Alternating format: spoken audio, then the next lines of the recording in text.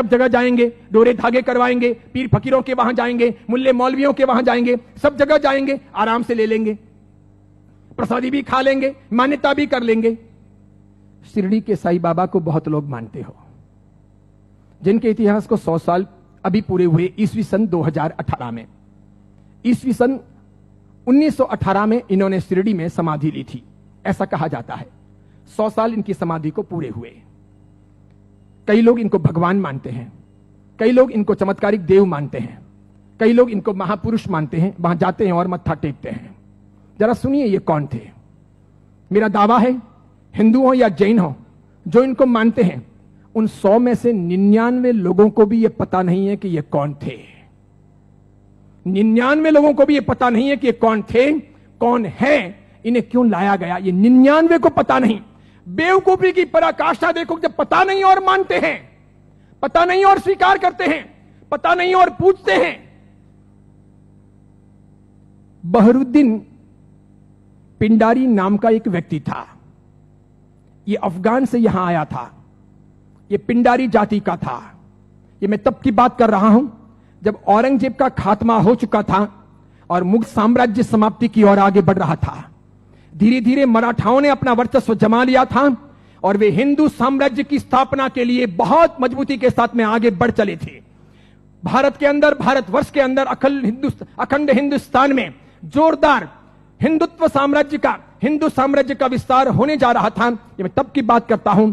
ये पिंडारी लोग लुटेरे हुआ करते थे। ये पूरी अफगान की जाति लूटने फाटने के लिए यहां पर आई थी।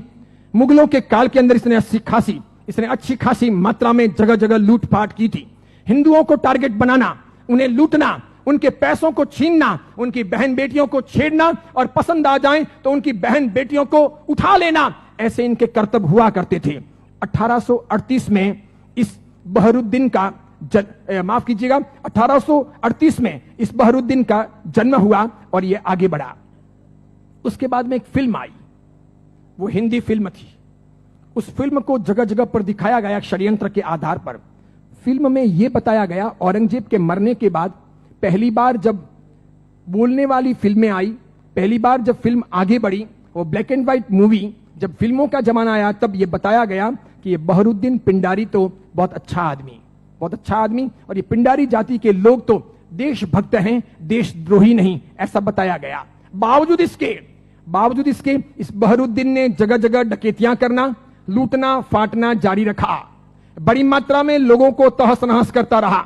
इसने अपनी जिंदगी में कई सारी हिंदू महिलाओं के, कन्याओं के बलात्कार किए, कितना ही सारा नुकसान पहुंचाया।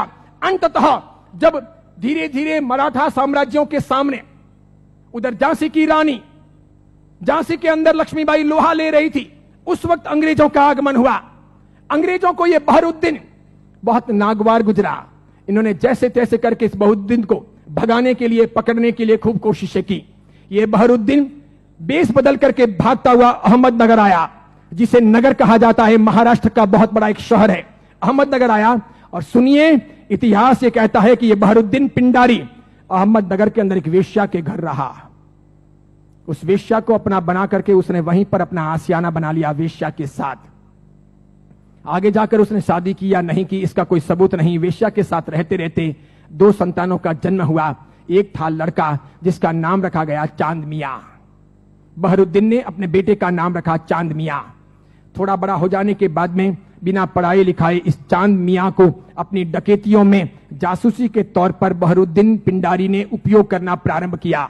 जगह जगह ये चांद मियां, छोटा सा बालक, एक चद्दर लेकर के भिखारी के तौर पर फटे पुराने कपड़े पहन करके अलग अलग जगह पर बैठता, बाजारों में बैठता, आए गए माल की वगैरह बातमियां लेता, किसके घर में क्या आ रहा है जा रहा है ऐसी कोशिश करता। और समय समय पर कभी दिन में, 2 दिन में, 5 दिन में, 10 दिन में अपने पिताजी को, बहरुद्दीन को समाचार पहुंचाता कि आज इस घर में इतना माल आ रहा है या यहां इतना सामान आया है। और इस प्रकार डकैतियों का मामला आगे बढ़ता कि यहां कोई सुरक्षा के प्रबंध नहीं होते हैं, कोई पहरेदार नहीं होते हैं, ये चीज चलती रहती। अंततः परेशान होकर शंकाओं के आधार पर अंग्रेजों ने बहरुद्दीन को तो भगाया, आगे जाकर वो अफगान चला गया, उसकी मौत भी हो गई। चांद मियां, उसका बेटा, छिप छिप करके रहने लगा, बड़ा होता गया। एक दिन अंग्रेजों ने उसे पकड़ा, जेल की सलाखाओं के पीछे डाला।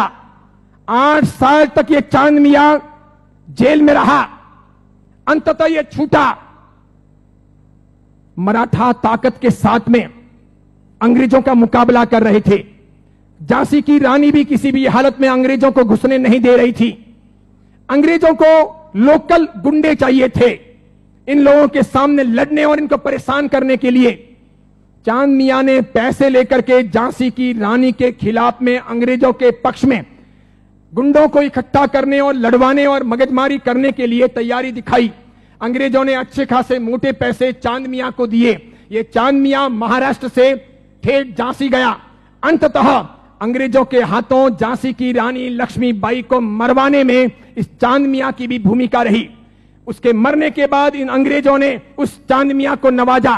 कालांतर के अंदर एक नया नुस्खा अपनाने के लिए वो चांद मियां झांसी से आकर के शिरडी पहुंचा।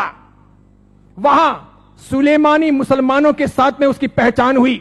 मूल अफगानी पिंडारी जाति का ये चांद मियां बहरुद्दीन का बेटा वहां जाने के बाद में सुलेमानों के साथ में परिचय में आकर के सुलेमानों के लिए काम करने लगा। मुसलमानों की यह सुलेमानी जाति षड्यंत्र पूर्वक हिंदुओं और मुसलमानों के बीच के भेद मिटाने और धीरे धीरे इस्लाम का भीतर से प्रसार प्रचार करने का कामकाज संभालती थी। ये स्लो पॉइजन देकर के धीरे धीरे लोगों को मुसलमान बनने के लिए अलग अलग तौर तरीकों से कब्रों पर ले जाने या फिर अलग अलग दरगाहों पर ले जाने, उन्हें बदलने, उन्हें चमत्कार दिखाने के तौर पर परिवर्तित करने का काम करती थी। उनको ये चांद मियां मिल गया। वहां इसके लिए एक मस्जिद बनाई गई। मस्जिद का नाम हिंदू रखा गया, इस्लाम की मस्जिद नहीं रखी गई। लोगों को भ्रमित करने के लिए मस्जिद का नाम इस्लाम नहीं रखा गया, मस्जिद का नाम हिंदू के तौर पर रखा गया। इस इंसान ने अपनी जिंदगी में कभी कुछ काम किया हो, कोई साधना की हो, कोई धर्म चलाया हो, कोई धर्म ग्रंथ लिखा हो, कोई बहुत बड़ा व्यापक काम किया हो, ऐसा एक भी उल्लेख आज तक भारतीय इतिहास में नहीं है। सुनिएगा, यही चांद मियां सुलेमानों के परिचय में रहने के बाद धर्म परिवर्तन करवाने, चमत्कारों के आधार पर लोगों को भरमाने के लिए साई बाबा बनाए गए। इसी चांद मियां का नाम आगे हुआ साई। किसने नाम दिया? सुलेमानों ने। उसके लिए एक मस्जिद बनाई गई। बाद में वो हिंदुओं और मुसलमानों के बीच में सामंजस्य स्थापित करने के लिए फरिश्ते के तौर पर प्रस्तुत किया गया। देखिए आप एक मजे की बात, ईस्वी सन 1918 में इसने समाधि ली। उसके पहले फिल्में जब आती थी तब हिंदुओं और मुसलमानों के बीच का बहुत बड़ा भेद था, बहुत भेद। हिंदू मुसलमानों को पसंद नहीं करते थे भारत में, और मुसलमान हिंदुओं को पसंद नहीं करते थे। मुसलमानों को ईश्वर के नाम से बहुत एलर्जी थी, हिंदुओं को अल्लाह के नाम से बहुत एलर्जी थी। अगर आप थोड़े बहुत भी अपने प्राचीन काल में जाएं, मेरे जमाने के आसपास पहुंचे, ईस्वी सन 60 और 70 के दशक में पहुंचे, ईस्वी सन 1960 1970, और तब के जमाने में जितनी फिल्में आई तो फिल्मों में कहीं ना कहीं अल्लाह लाने पड़ते थे या फिर ईश्वर लाने पड़ते थे। बिना उनके काम चलता नहीं था। इन फिल्मों के आधार पर ही फिल्में हिट होती थी, फिल्में चलती थी। उस समय मात्र लटके मटके लेना, कमर को नचाना, ठुमके लेना और उससे फिल्म चल जाएगी, ऐसा होता नहीं था। उस जमाने का जमाना ऐसा था नहीं कि आज की हीरोइनें चल जाएं, थोड़े बहुत लटके मटके लें और फिल्म रातों रात कम कपड़ों के आधार पर फेमस हो जाएं, ऐसा था नहीं। उस जमाने का कल्चर ऐसा था कि कहीं ना कहीं रिलीजियन, धर्म बीच में लाना पड़े। अल्लाह लाओ तो हिंदू नहीं देखेंगे, ईश्वर लाओ तो मुसलमान ऐतराज करेंगे। और देखो मजे की बात, अधिकांश प्रोड्यूसर मुसलमान थे।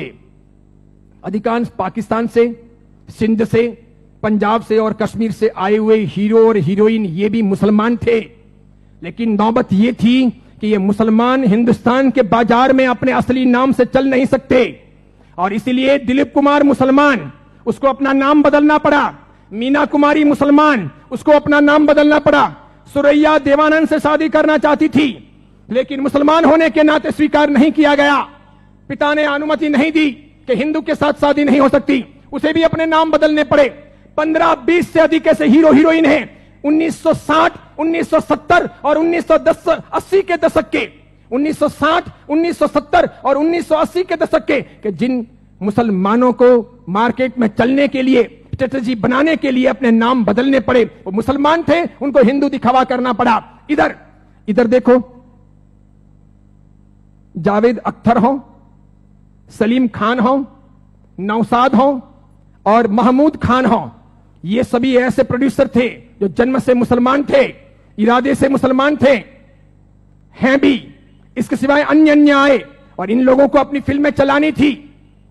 इन लोगों ने एक तौर तरीका चलाया कि मुसलमान होने के नाते हिंदुत्व का समर्थन कर नहीं सकते और हिंदू देवी देवताओं को अपने को भ्रष्ट बताना है।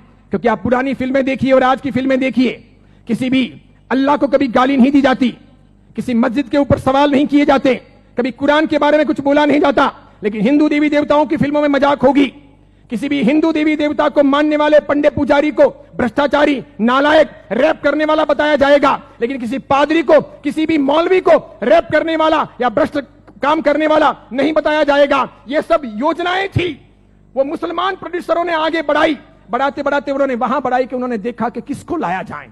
तब उन लोगों को साईं बाबा को लाना ठीक लगा कि ये है तो मुसलमान लेकिन हिंदुओं के बीच में खप जाएगा, है मुसलमान हिंदुओं के बीच में बिक भी जाएगा, है मुसलमान हिंदू मुस्लिम के बीच में अपना रास्ता अच्छा सा तय करवा देगा। तो पहली आई 1977 में फिल्म अमर अकबर एंथोनी। ऋषि कपूर ने उसमें इस साईं बाबा के नाम पर एक लाजवाब गीत गाया, हाथों हाथ वो बिका। फिल्म बहुत चली। देखो आप, फिल्म हिट हुई, बाबा भी हिट हो गए।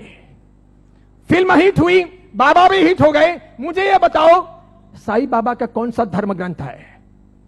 उन्होंने अपनी जिंदगी में, ये चांद मियां ने जो 8 साल तक जेल रहे, पिताजी के लिए जासूसी का काम किया, अंग्रेजों के हाथों बिके, झांसी की रानी लक्ष्मीबाई को मरवाने में जिसकी भूमिका रही, मराठाओं को बदनाम करने के लिए उसने बहुत काम किया, मराठाओं के स्वाभिमान को तोड़ने के लिए उसने बहुत काम किए, बहुत काम किए। क्योंकि मराठा एकदम पक्के कट्टर हिंदुत्ववादी, उन्होंने ये मंजूर नहीं था, तो उनके स्वाभिमान को ठेस पहुंचाने के लिए उसने बहुत काम किए। और उस आदमी को रातों रात साईं बाबा बना दिया गया, महिमा मंडित कर दिया गया। कैसी जोरदार ये सेल्स पॉलिसी थी। हाथों हाथ बाजार में बिके। कैसे बिके? कि जब पहली बार 1918 में इन्होंने समाधि ली, तो 1918, 1919, 1920, 1921, 1922 का ऑडिट देखिए, तो इनके शिरडी के साईं बाबा मंदिर का ऑडिट का आमदनी का स्रोत है 1800 रुपए, 2000 रुपए, 2500 रुपए, आखिर में है 3200 रुपए। 1918 से 1925 के बीच में 3200 रुपए की आमदनी वाले ये बाबा क्या हिट हुए, और पागलों की तरह हिंदुओं ने और जैनों ने कितना उनको हिट किया, कितने वो वहां गए, कितने मत्थे टेके और कितना पैसा बर्बाद किया कि आज शिरडी के साईं बाबा के मंदिर की वार्षिक आमदनी है 371 करोड़, 371 करोड़। वहां मुसलमान जाने वाले 5% भी नहीं, वहां जाने वाले मुसलमान 5% भी नहीं, और जाने वाले हिंदू और जैन 95%, पैसे खर्च करने वाले अधिकांश 95%। मुझे बताइए, हिंदू धर्म के कौन से ग्रंथ में इनके बारे में क्या लिखा है? उपनिषदों में, वेदों में, महाभारत में, रामायण में, उसके बाद के किसी साहित्य में कि कभी शिरडी के साईं बाबा होंगे या हुए हैं, क्या वो फरिश्ते हैं, वो कोई अवतारी हैं, वो कोई हिंदू देवी देवता हैं? बिल्कुल नहीं। लेकिन हिंदू धर्म को भ्रष्ट करने, उनको बहलाने फुसलाने के लिए काम किया गया और ये सफल हो गया, सफल हो गया। हाथों हाथ ये बिक गए। आज तो देखिए, आज हिंदुस्तान के अधिकांश हिंदू मंदिरों में हिंदुओं के देवी देवता छोटे हो गए हैं, साईं बाबा बड़े हो गए हैं। हिंदुओं के देवी देवता साइड में हो गए हैं, साईं बाबा प्रमुख हो गए हैं। हिंदुओं के देवी देवता कम कमाऊ हो गए हैं, साईं बाबा अधिक कमाऊ हो गए हैं।